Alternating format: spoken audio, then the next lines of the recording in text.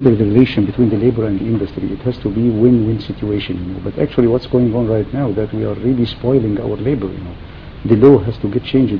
This doesn't mean, that we have to put money from the government or we have to subsidize it, The link between the industry and the education and the market does not exist at all.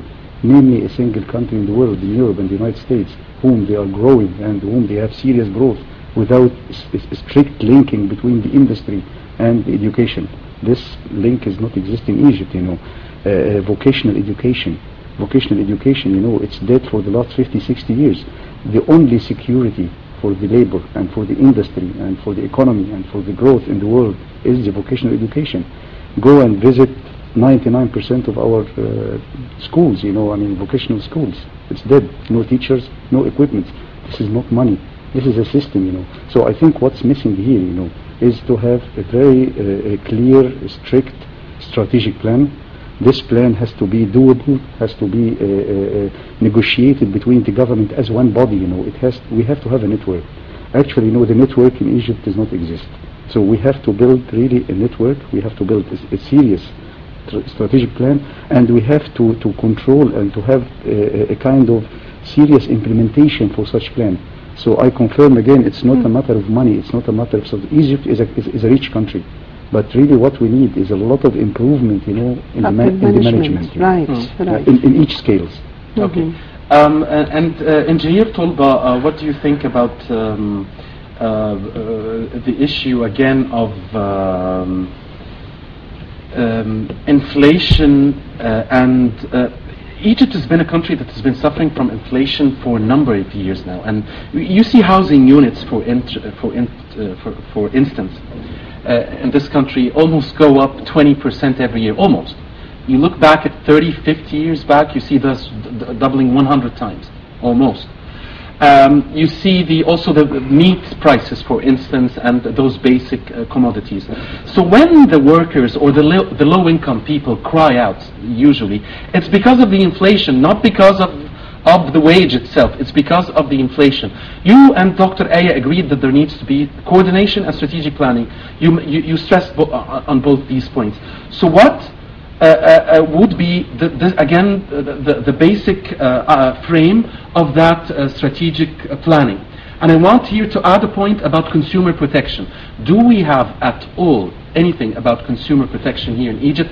Something that would protect the consumer from the greed of those steel or iron producers, or the meat,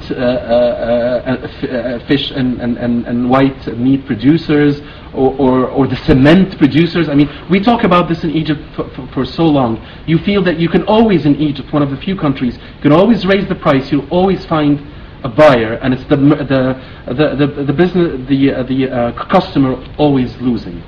Definitely, for years, we had inflation, and we still have inflation, and we will have inflation as long as your trade balance, as long as you have such deficit.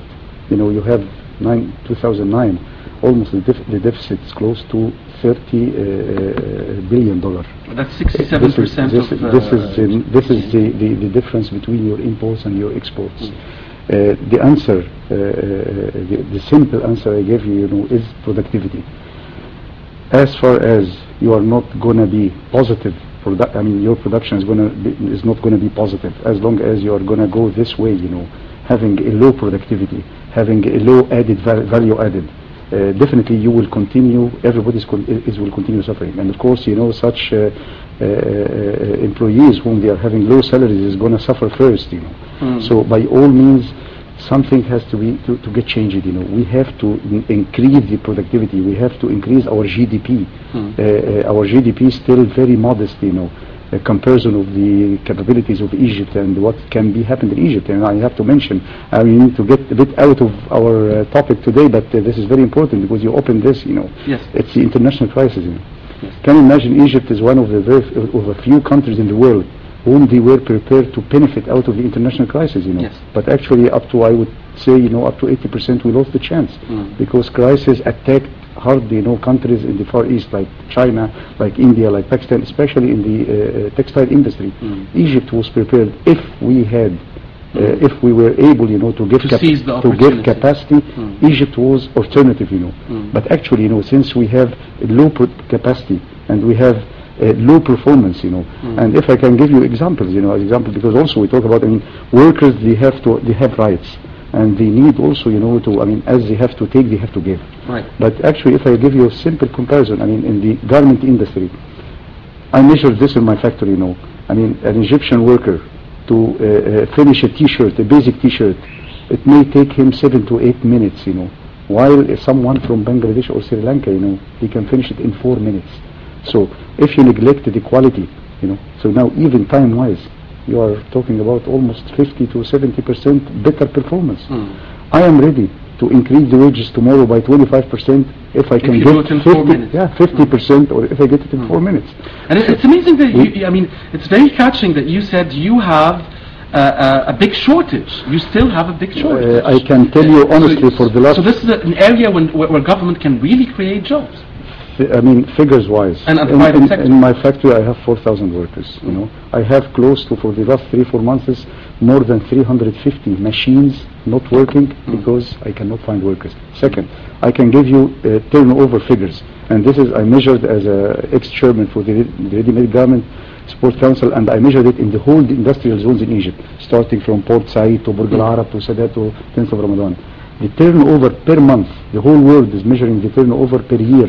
The turnover per month in Egypt, it's coming sometimes between 15 to 20%. This is a disaster, because this kills any sustainability in the industry.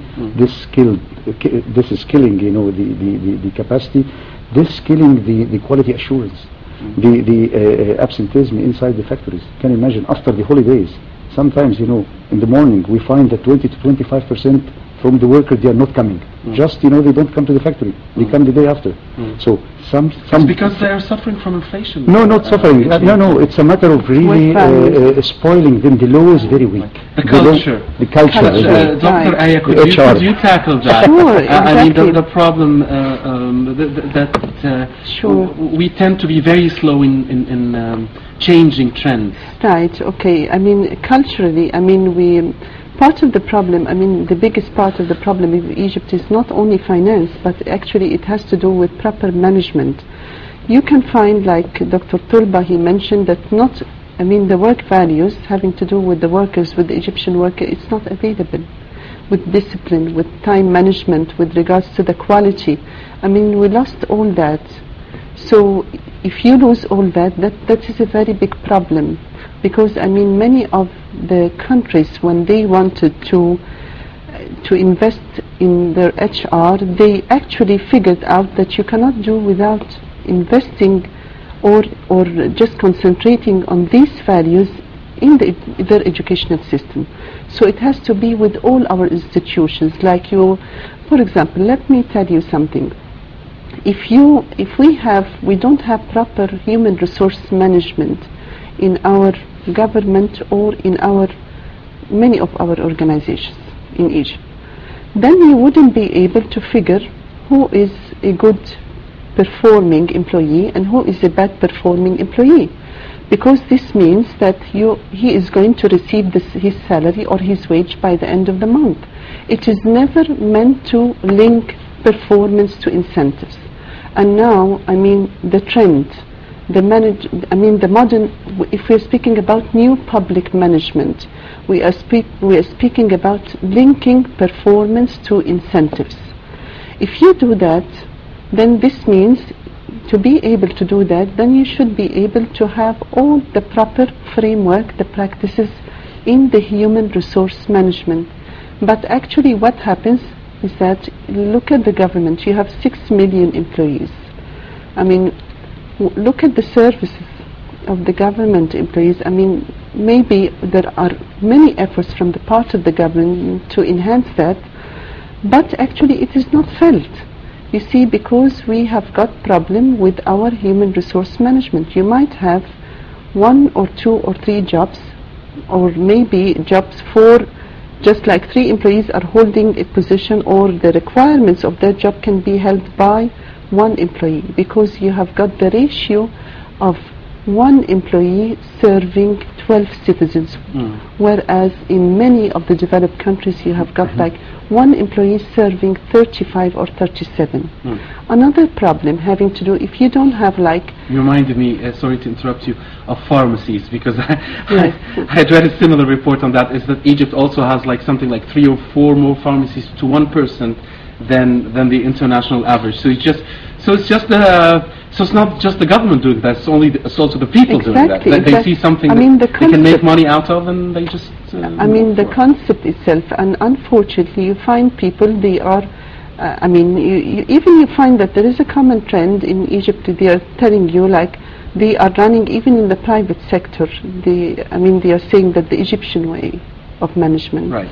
So actually, there is an Egyptian way of management. Yes, definitely. Because if we are being labelled as the IBM, inshallah bukra malish, then this culture we need to change it. To be able to change that culture, first of all, we need to enhance the environment. Dr. Aya, what I meant by the Egyptian way is that, for instance, and you must have heard this, of course, Engineer Tolba and Dr. Aya, you see, for instance, the American dollar falling everywhere but rising in Egypt. You see housing prices falling next to you in your neighbors but rising here, and vice versa.